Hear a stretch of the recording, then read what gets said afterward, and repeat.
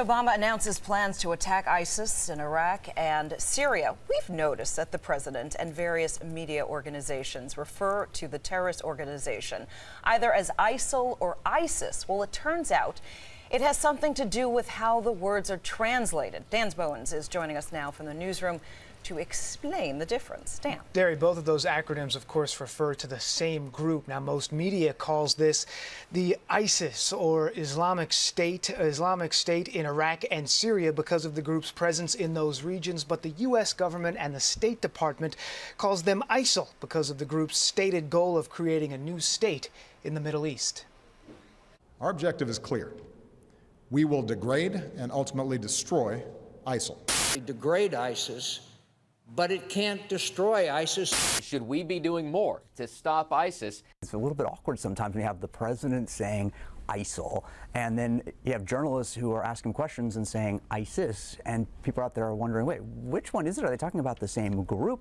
Jason Bellini is a senior producer with the Wall Street Journal. Lately, he's focused on the conflict developing in the Middle East and the terror group at the center of it all. Islamic State of Iraq and Al-Sham. All right, we're fine. We're all together on the first part. It's that second part, the Al-Sham, that's confusing and where there's different translations into English. The word Al-Sham refers to Syria, which is why some people say ISIS, but it can also be translated to mean Levant. That's why others, including the Obama administration, say ISIL.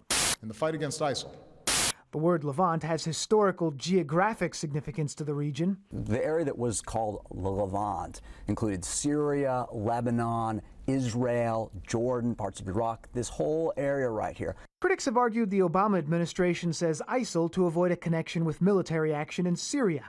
Complicating matters, the group now simply goes by the Islamic State. Calling themselves a state suggests they're a country, which they're not. Either way, it's a name that also has a personal connection for many women across the world, named after an ancient Egyptian goddess named Isis. Isis Fernandez has started an online petition calling on the media to stop using the acronym. We should be focusing on eliminating the terrorists, period. But why should we be an unnecessary collateral damage out of this? There are little girls out there named Isis, parents that are dealing with bullying of their kids. They've all reached out to me. The United Nations refers to the group as ISIL as well. ISIS is consistently used by many major news organizations, including Fox News. Stephen Derrick. Pretty important distinction. All right, thank you very much, Dan.